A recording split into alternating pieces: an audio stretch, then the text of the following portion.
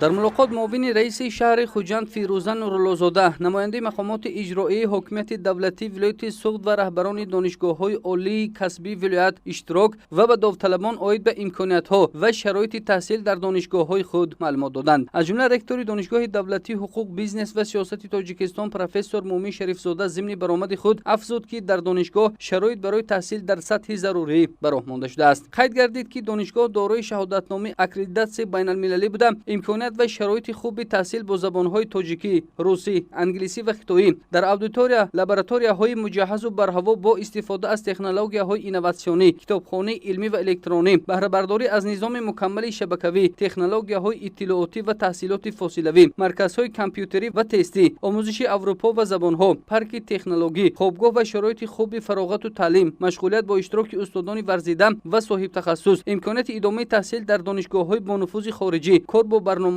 بین‌الخلقی، تجربه آموزی در کارگاه و مؤسسه‌های پیشقدم، کورس‌های کوتاه مدتی زبان آموزی و رانندگی، مجمعی زیبا و زمانوی ورزشی را پیشنهاد می‌نماید. امروز زمینه مادی تکنیکی دانشگاه سال تا سال مستحکم‌تر گردیده ایستاده است.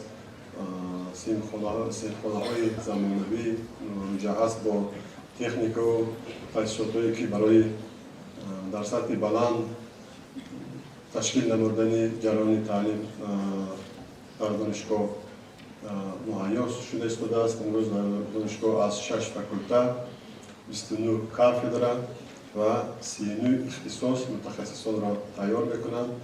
فقط این سال ما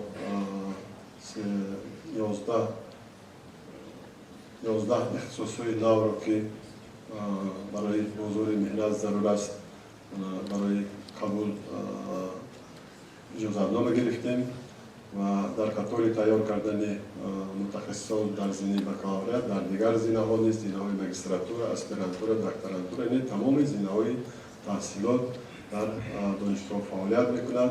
علاوه گردید که دانشجویان دانشگاه مذکور غالبان آزمون المپیاد، مسابقه‌های سطح بین‌المللی و جمهوری در سمت تعلیم و تربیت، علم و ورزش میباشند.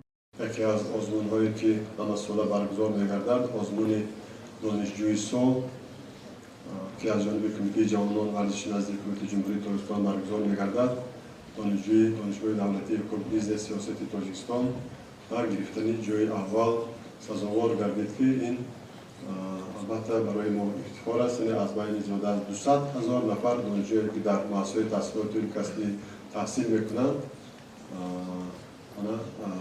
و گرفتن جای اول نصیب دانشگاه دولتی حقوق بیزنس سیاست تاجیکستان گردید که البته بسیار زحمت‌های خیلی زیاد را طلب میکند و در کالاموری ولایت نیز دانشگاه دولتی حقوق بیزنس و سیاست تاجیکستان همچون دانشجوی سال در سال 2019 دانشجوی سال ولایت اعتراف کرده است. یادآور میشیم که در ملاقات مذکور بیش از 600 نفر ختم کنندگان از مؤسسه‌های تحصیلات میانه و عمومی شهر خوجند اشتراک کردند. ملاقات و واخوری‌های راهبران دانشگاه‌ها با ختم کنندگان در دیگر شهر و ناحیه‌ها ادامه خواهد کرد. گزارش سینا غفوری، نادر نسیمزاد برای برنامه اطلاعاتی پیام روز.